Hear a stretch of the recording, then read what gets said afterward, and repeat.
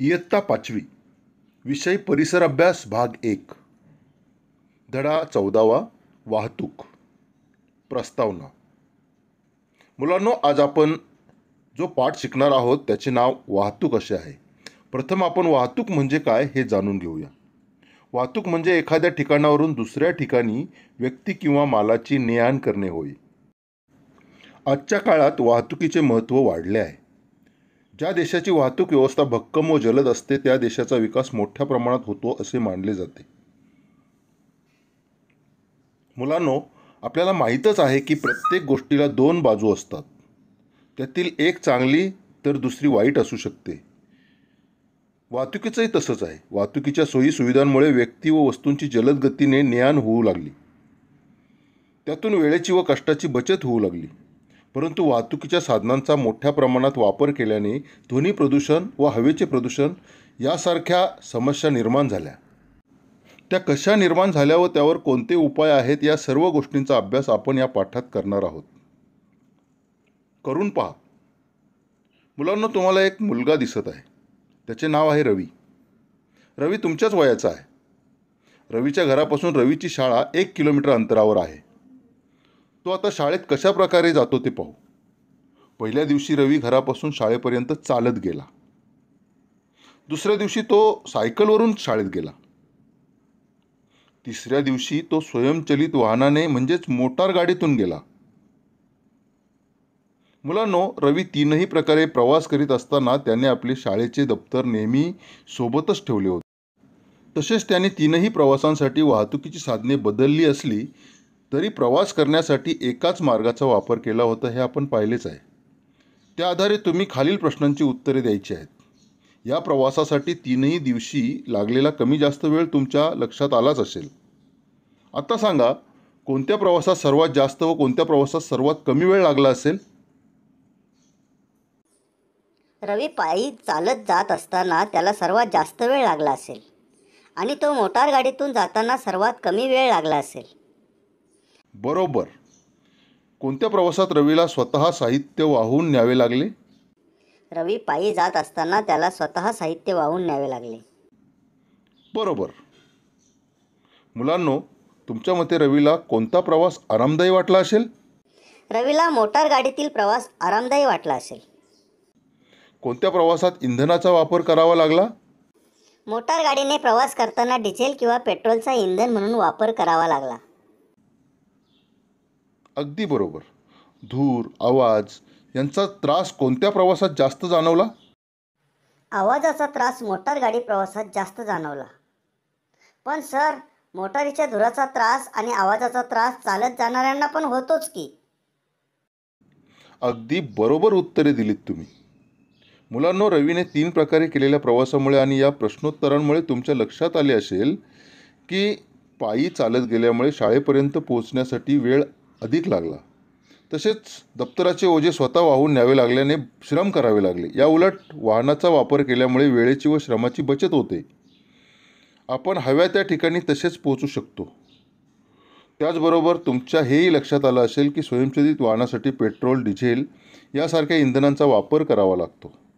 या इंधनांच्या ज्वलनामुळे हवेचे व आवाजाचे प्रदूषण होते. म्हणजेच वाहतुकीचे काही चांगले तर काही वाईट असे दोन्ही प्रकारचे परिणाम होतात. वाहतुकीचे काही वाईट परिणाम असले तरी आजच्या गतिमान युगात प्रवास व साहित्याची ने-आण करण्यासाठी आपल्याला वाहतुकीच्या विविध साधनांवरच अवलंबून राहावे लागते.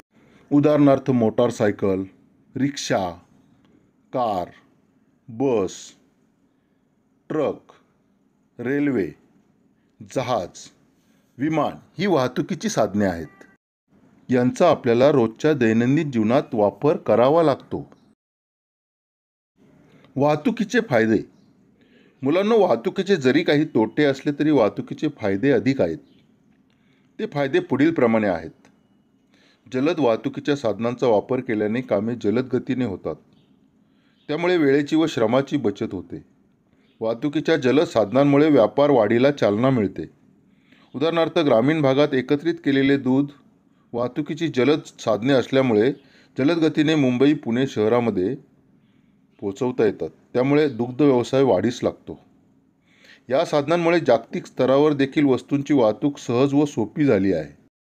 आपण देशातील देशात वाहतूक करण्यासाठी छोटी मोठी वाहने व रेल्वे यांचा वापर करतो. परंतु आपल्या देशातील वस्तू दुसऱ्या देशात व दुसऱ्या देशातील वस्तू आपल्या देशात ने-आण करण्यासाठी मोठमोठी जहाजे व विमाने यांचा वापर केला जातो. त्यामुळे जगातील कोणत्याही देशात उत्पादित होणारी वस्तू आपल्याला सहज व सोप्या पद्धतीने उपलब्ध होते. विविध प्रकारच्या विविध प्रदेशात उत्पादित होणाऱ्या वस्तू आपल्याला सहज उपलब्ध झाल्यामुळे लोकांचे जीवनमान सुधारले आहे. वाहतुकीमुळे पर्यटन, आरोग्य आणि शिक्षण इत्यादी सुविधा गतिमान झाल्या आहेत. त्यामुळे त्यात प्रगती होऊन त्यांचा स्तर उंचावला आहे. वाहतुकीचा सर्वात मोठा फायदा म्हणजे विविध वाहतुकीच्या सोयींमुळे संपूर्ण जग जवळ आले आहे. मुलांनो, अशा प्रकारे वाहतुकीचे अनेक फायदे आपल्याला माहीत आहेत. तुम्हाला आणखी काही फायदे माहीत आहेत का? वाहतुकीच्या विविध साधनांमुळे, उदाहरणार्थ बस, टेम्पो, मोटार, कार यासारख्या साधनांमुळे एकाच वेळी अनेक माणसे एका ठिकाणाहून दुसऱ्या ठिकाणी जाऊ शकतात. रेल्वेसारख्या वाहतुकीच्या साधनातून एका वेळी हजारो टन माल एका ठिकाणाहून दुसऱ्या ठिकाणी नेता येतो. एखादा अपघात झाला असेल तर वाहतुकीच्या साधनांचा फायदा चांगला होतो. दुखापत झालेल्या व्यक्तीवर पटकन उपचार करता येतो. त्यातून प्राण वाचविला जातो. बरोबर आहे मुलांनो. अशा प्रकारे आपल्याला वाहतुकीचे अनेक प्रकारचे फायदे होतात. सांगा पाहू. मुलांनो, हे चित्र नीट पहा आणि पुढील प्रश्नांची उत्तरे द्या. चित्रातील मुले कोठे थांबली आहेत? चित्रातील मुले रस्त्याच्या मधोमध थांबली आहेत. तिथे ती कशासाठी थांबली असावीत? तिथे ती मुले रस्ता ओलांडून पलीकडे जाण्यासाठी थांबली असावीत. चित्रातील मुले काय करत आहेत? चित्रातील मुलीने कानावर हात ठेवला आहे तर मुलगा डोळे चोळत आहे. ती मुले वैतागली आहेत. त्या मुलांना कशामुळे त्रास होत असावा? त्या मुलांना वाहनांच्या आवाजामुळे व वाहनातून बाहेर पडणाऱ्या धुरामुळे त्रास होत असावा.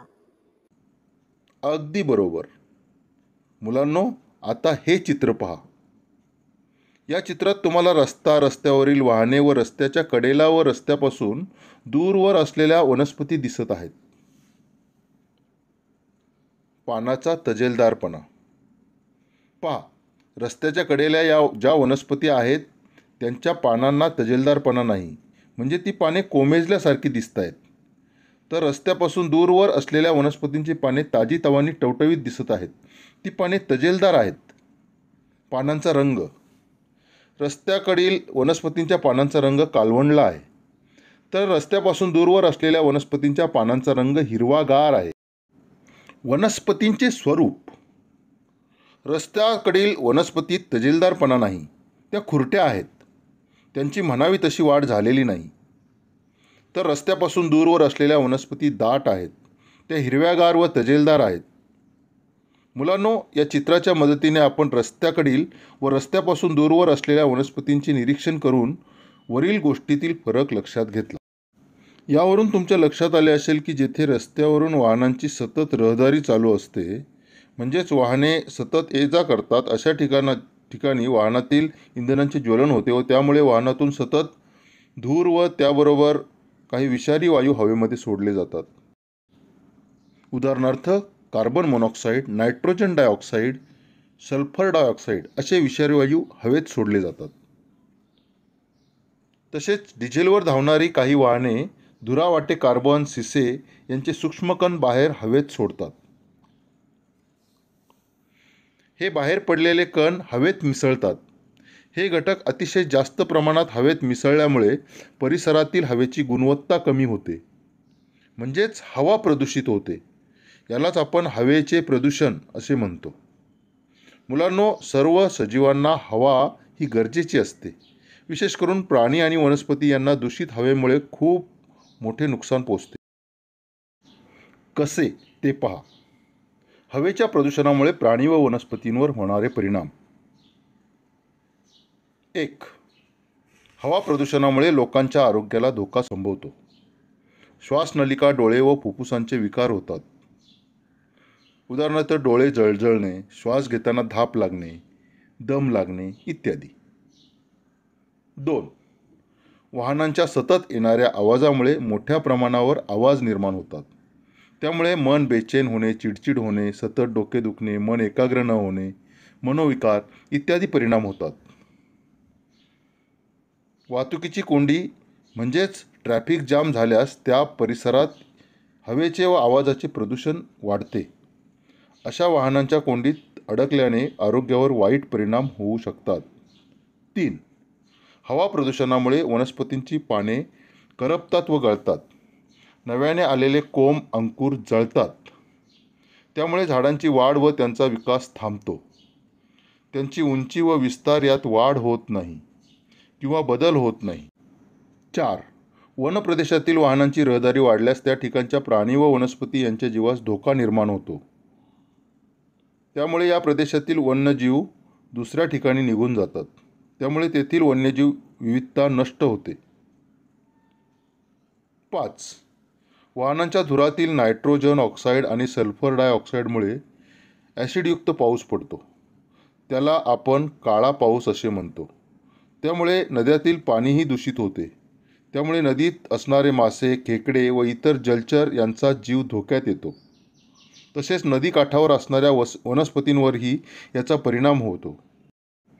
6.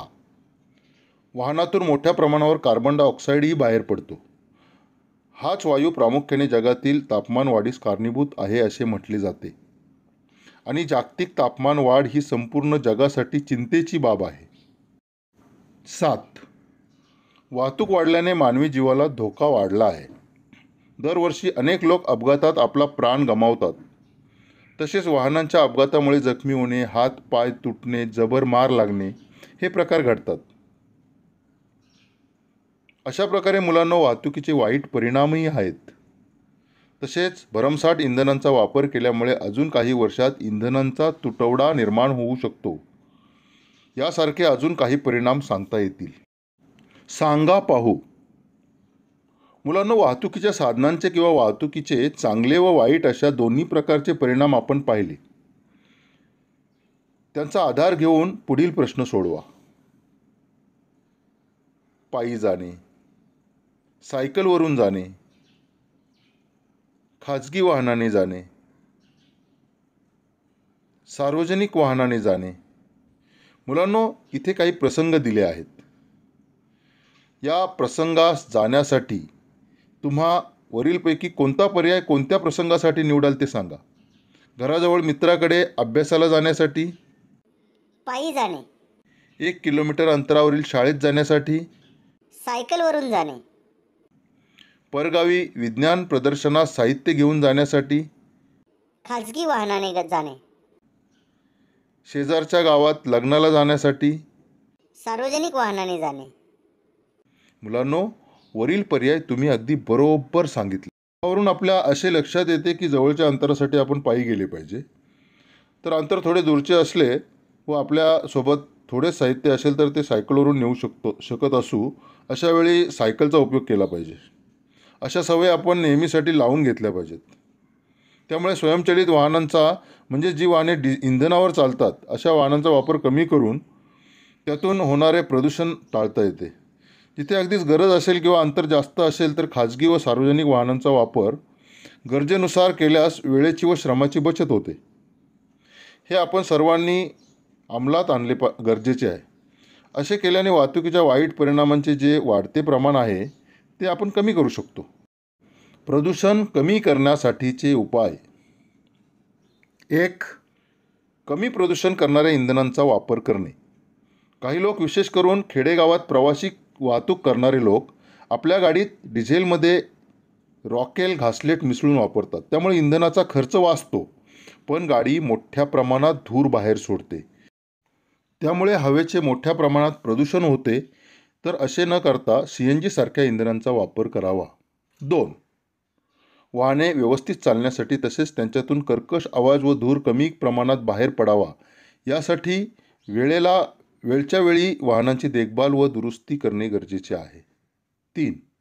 आपल्याला अगदीच शक्य नसेल तर खाजगी वाहनांचा वापर करावा. नाहीतर शक्य तितक्या प्रमाणात बस किंवा शेअरिंग रिक्षा यासारख्या सार्वजनिक वाहनांचा वापर करावा. 4. जेव्हा खरोखरच गरज असेल तेव्हाच खाजगी वाहनांचा वापर करावा. 5. हवा शुद्ध राखण्याचे सर्वात मोठे काम वृक्ष करीत असतात, म्हणून वृक्षारोपण करावे. म्हणजे वृक्ष लावावेत व त्यांची काळजी घेऊन वाढ होण्यासाठी प्रयत्न करावेत. त्यामध्ये विशेषतः वड, पिंपळ, कडुनिंब, करंज इत्यादी भारतीय वृक्षाची लागवड व जोपासना करावी. कारण हे वृक्ष पर्यावरणाशी सहज जुळवून घेतात. तसेच या वृक्षांचे आयुष्यमानही जास्त असते. या वृक्षांवर अनेक पक्षी घरटी करतात. खारी, वटवागळे, वानरे असे प्राणी त्यावर आसरा घेतात. त्यामुळे जैवविविधता वाढण्यास त्यांची मदत होते. 6. प्रदूषण करणाऱ्या इंधनांचा वापर टाळावा. वाहनातील कमी प्रदूषण करणारी CNG किंवा LPG सारखी इंधने वापरावीत. CNG व LPG हे ज्वलनशील इंधन डिझेलपेक्षा स्वस्त असते. तसेच ते भेसळयुक्त नसते. त्यामुळे त्याच्या ज्वलनाने धूर निर्माण होत नाही, म्हणून प्रदूषणही होत नाही. त्यामुळे यासारख्या इंधनांचा वापर करावा. यासारख्या उपायांमुळे आपण प्रदूषण कमी करण्यासाठी मदत करू शकतो. तसेच मुलांना तुम्ही सुद्धा काही उपाय सांगू शकता. सर, उन्हाळ्यात भरपूर फळे असतात. या फळांच्या बिया आम्ही उन्हात सुकवू व नंतर त्या पावसाळ्यात ओसाड माळरानावर, डोंगरावर, पडीक जमिनीवर पेरू. पावसाच्या पाण्यामुळे त्या उगवतील व नंतर त्यांची हळूहळू वाढ होत जाईल. त्याच्यातून मोठे वृक्ष झाल्यानंतर हवा प्रदूषण कमी करण्यास हे वृक्ष मदत करतील. जास्तीत जास्त पायी चालत जाऊ व सायकलचा वापर करू. लोकांच्यात हवा व ध्वनी प्रदूषण याविषयी जागृती निर्माण करू. बरोबर. अशा प्रकारे मुलांना आपण हवा व ध्वनी प्रदूषण कमी करण्यासाठी उपाय करू शकतो. गुणवत्ता गुणवत्ता गुणवत्ता गुणवत्ता ध्यास आमचा गुणवत्ता.